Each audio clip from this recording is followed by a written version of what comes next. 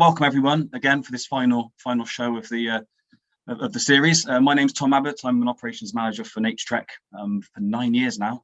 Back in March 2013, I joined Naturetrek, and I look after a whole range of different tours, including all our holidays to Brazil. So I've got the task of fitting in the Amazon and the Pantanal into the next 20 minutes, or just under 20 minutes now. So I'm going to be going at a bit of a pace to get through it. We run two superb cruises, one in the Amazon and in the Pantanal. Of course, we've got a whole range of other tours that cover the Pantanal, but I'm going to be covering those two cruises. So I'm just going to start in the Amazon and our fabulous cruise there. And for this particular tour, we fly again direct into Sao Paulo and then on to Manaus.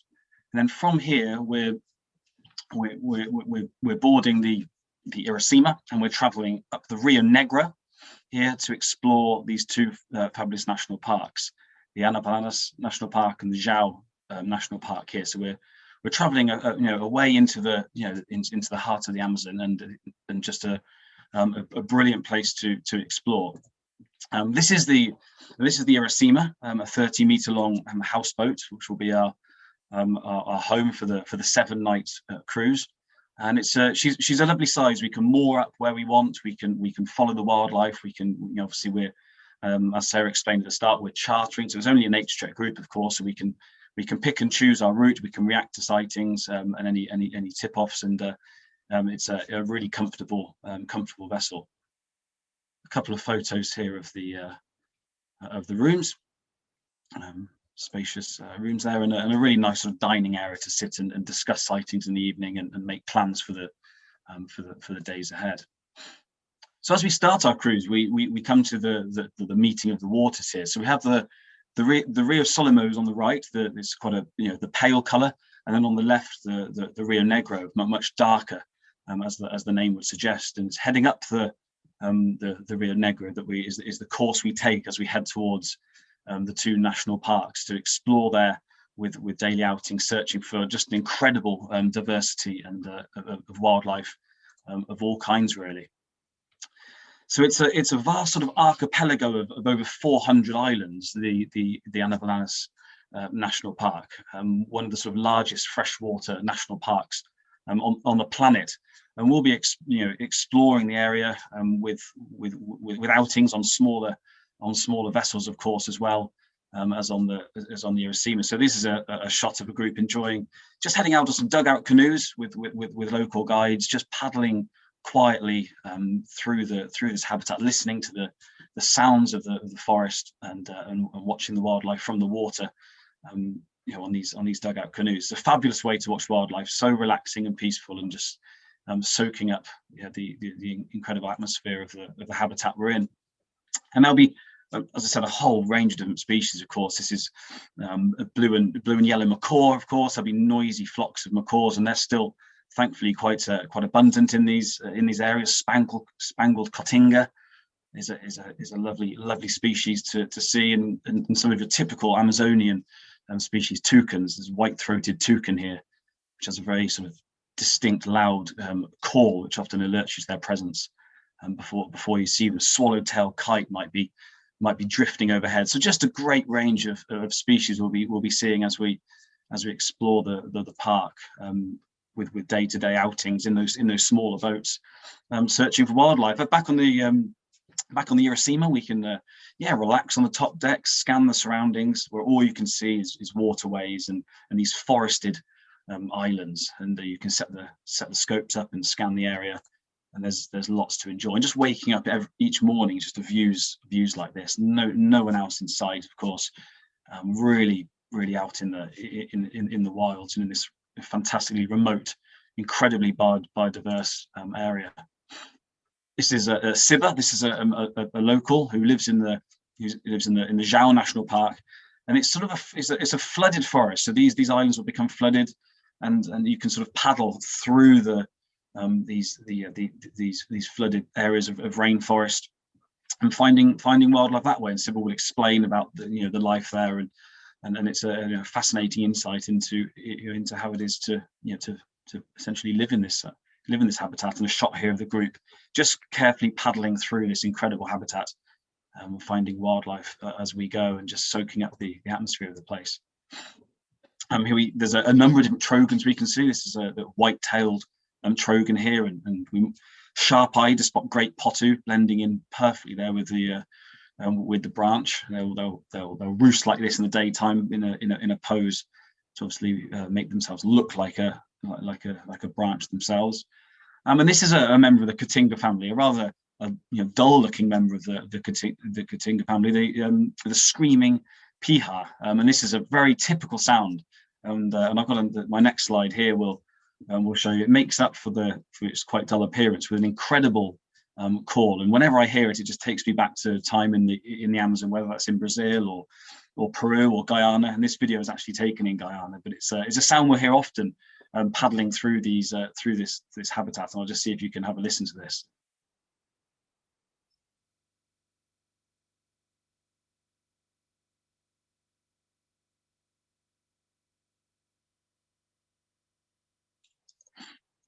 An amazing sound, and it takes me right back to the exploring the Amazon.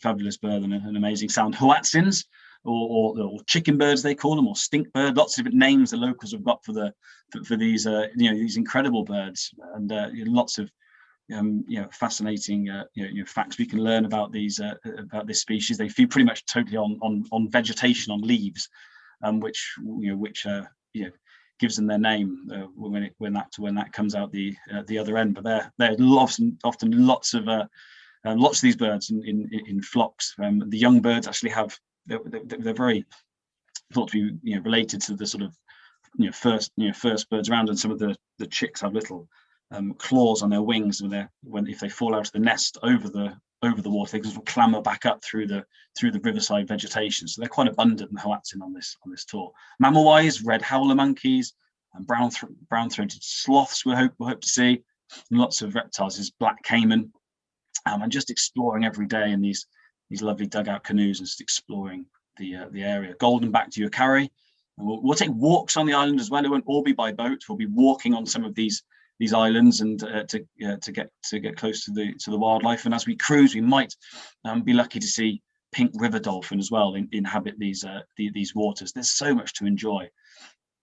Spectacled owl, Amazonian umbrella bird. The list of species just goes on. King vulture, and the fantastic wire-tailed manakin we'll try and see as well. So there's so much to enjoy as we're exploring and getting out for walks and cruises on the paddling on the smaller boats as well. And there'll be some brilliant areas to moor up in the evening. We'll pick a different spot each evening to lay anchor and moor up and get out onto these sandbanks and just sit and just look up at the sky. And just what an incredible place to visit and experience. As we head back down the Rio Negro and on our way back to Manaus, we'll stop off at some local village and stop off there and meet some locals and maybe even get involved with a bit of a dance and talk and meet some of the folk that live here. And that's always fascinating, of course, to appreciate the culture and have a little bit of an insight into that as well. And we certainly do that on this cruise. So it's absolutely fantastic. So my final slide for the Amazon cruise will be just a lovely view out over the João National Park here, and a fabulous tour. So that's a real whistle stop, 10 minutes blasting through our fabulous Amazon cruise. And for the remainder of the talk, I'm going to cover the Pantanal and our cruise there. And they can be combined. I should mention that. I always the cruises come, but you can combine the Pantanal if you wanted to visit with the Amazon cruise. That's always an option. So to get to the Pantanal, we're flying into Sao Paulo again, but this time you take an internal flight then to Cuiabá. And this pale green area here, just a little bit larger than England, is the world's largest wetland, the Pantanal, and we're of course just covering a small area in the northern Pantanal.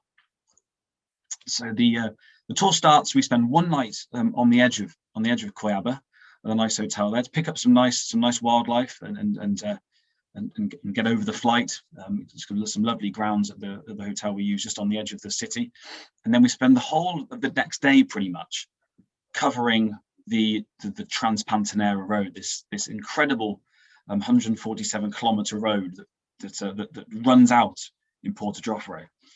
The plan was to span the Pantanal, was to cross the Pantanal, but of course building a road across the world's largest wetlands isn't a very good idea. So it runs out at Porto Jofre, and that's where we board the Panoramico and head on then to find jaguars and focus on jaguars there. But the journey along the Trans-Pantanera is absolutely, chock full of wildlife wherever you look. It's one of those roads where if you're into your wildlife, you just have to do it. And there's the famous sign there. As soon as you pass through that famous Trans-Pantanera sign, it's just wildlife galore, and game on really. Every single little dot here you can see a Yacari caiman. Millions of Yacari caiman. You're absolutely guaranteed to see them, and lots of egrets and storks here. Wood storks and great egrets. There'll be a whole host of other heron species, of course. Jabiru storks, brilliant for photography. So none of these slides I'm using are professionally taken shots. They're all either by tour leaders or myself, or by most of them are by group members. So Yacari caiman having a munch on a catfish. As we're going along, these snail kites often gather in big numbers, hundreds and hundreds of snail kites swirling around. They've got a really hooked bill for taking snails out of their shells, particularly apple snails. Amazing species. Kingfishers, all 5 species can be seen with 5 of the South American species can be seen relatively easily in a visit to the Pantanal. This is ringed kingfisher here, the largest of them. And in the top end of the Trans-Pantanera, a chance to see giant anteater. These sort of dry. You're in the Pantanal. It's sort of gallery forest when you get down to the Porto Jofre, but in the broken with along the Trans-Pantanera, paddocks and open grasslands, and it's a good habitat, good chance to see the fabulous giant anteater. As we head further south along the Trans-Pantanera, it gets wetter, and you start to see scenes like this, just vast open areas, areas of water and water lilies and water hyacinths, and lots and lots of wildlife. All the water bodies really will be, this is a typical scene. Lots and lots of Yacari caiman with capybaras just relaxing in amongst them, and just lots and lots to see. It's actually difficult to keep. You're stopping every few meters. Sometimes when you need to make progress, it's very difficult because there's just so much to look at, and you say, we're never going to make it to the end of this road if we don't move a little bit more. But it's just so difficult because there's just so much to see. Roseate spoonbill and black-bellied whistling ducks, and eventually we will get to Porto Jofre and board the Panoramico, a lovely houseboat, and very comfortable, very comfortable accommodation indeed. Very spacious rooms, lovely open dining area, it's our base for the next week. A few shots of the rooms here, and again we'll head out on motorboats to take to the water and explore the area, explore various different rivers. We're mooring up in a different spot each night, so we're moving around. And heading out in these smaller boats to search for the reason we're going to the Pantanal really is the fabulous jaguar. And we'll be cruising on the riverways, looking for little openings in the gallery forest. They hunt along the riverbanks and hoping to see a jaguar just sat in one of these openings, looking back at us like this animal here. Absolutely incredible moment when you first sort of lay eyes on a jaguar. And they're doing very well in this area. The sort of core jaguar zone, as they call it. They sort of log the different animals here, and the numbers are seen in this area to be increasing, and more land being turned into jaguar friendly land with more people visiting. So it's a great example of how ecotourism is working in this area. So we have time to see some incredible behaviour as well. It's not just a case of a fleeting glimpse. We've got this is an adult and it's young having a tug of war with a yellow anaconda, which is one of the most amazing photos that I've been sent. I mean, many photos. Each group comes back with some incredible jaguar photos, and it's just one of those. One of my personal favourites is heading off up the Procuri River and just rounding the corner, and two jaguar cubs swimming across the the channel there, two heads in the water swimming across, and Mum was on one side, calling loudly to get them to get the young to come back towards her, and we backed off. Of course, we stayed right back and just watched it unfold. With the only boat with them, and eventually the young didn't listen to their parents at all, didn't listen to Mum at all, typically, and bounded up the other side. It was a really amazing bit of behaviour to watch. So as well as jaguars, there's so much else to see. This is what the fabulous agami heron with this mane-like feathering on the neck. What an incredible heron species that is. Really long dagger-like bill. Look at the length of that bill there. And a rufescent tiger heron. Very, very common, the rufescent tiger heron, but an amazing bird. Might round another corner and hyacinth macaws and black vultures there. And we'll work all the way to the actual national park itself. So we'll cover that sort of the main sort of quad jaguar area, but unlike our other tours to the Pantanal, we strike out and head all the way to the fully protected national park. It's a really remote area. You won't be seeing other boats here. Very few people head this far into the heart of the Pantanal and reach these sort of mountainous areas in the distance.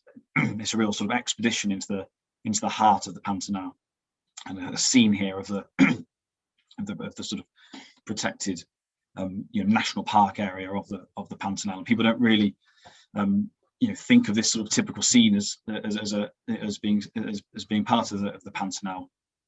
Our other tours focus on more on just the wetland areas, vast areas of these huge Amazonian water lilies here. You often see birds walking across. They're huge, and this is the lovely sunbitten. Quite tricky to see in some areas, Guyana and Peru and other areas, but in the Pantanal they seem to be all over the place. They're particularly incredible when they take flight and show these amazing patches on their wings. A stunning bird, indeed. And tapir is another species we've got a good chance to see during the cruise, making various stops. They often come into the water to bathe. Got a good chance of seeing them. These photos were all taken on the last cruise, so these are photos from the tour itself. And giant otters. We've on all our visits to the Pantanal, you can expect some fabulous views of giant otters moving around in big family parties, noisy groups, feeding on you need to eat a lot of fish, and they're often squabbling over fish and munching on them, and you can get really incredible views and photos like this. Big numbers of capybara, or herds of capybara. They're very common. And when we finish the cruise, we will again have to, of course, retrace our steps back up the Trans-Pantanera, and we'll spend a night at a lodge, a little sort of midway along the Trans-Pantanera on the way back. And here we have the opportunity to visit a hide to watch for ocelot. So the highlights are really just endless on this tour, and it's another sort of star species we can hope to see. The fabulous ocelot, beautiful, slender cat, very good chance of seeing them. It's only when jaguars move into this area that the ocelot sort of move out, but there's not such a density here, so we've got a very good chance of seeing ocelot. There's even a little area now where tapir move into in the evening, for another chance at this fabulous species. Comes in and munches through mangoes of an evening. That's another wonderful experience. So that's a whistle stop through those two cruises. We run lots of other tours to the Pantanal. Absolutely, incredible destination, and you can add on lots of different different extras. So those of you that might have a holiday booked on our Just Jaguars tour, for instance, or our Pantanal and Iguazu tour, there's an incredible chance at the moment for to see harpy eagles, and there's in fact a nest not too far from Coyaba, which limits some flying involved with it. So and this is the chick that literally hatched a few weeks ago, and there's a tower looking over the nest, just about 25 meters away. Incredible views of harpy eagle, and it's very popular to add on heading down to the incredible Iguazu Falls. We have a tour that combines the Pantanal and Iguazu as well, and it's a spectacular photo of the falls. So many options in Brazil, and so much to enjoy. And that's just a taster of it. So thank you very much. We've gone a little bit over there, But I will hand you back to Sarah now. And yeah, thank you very much for listening.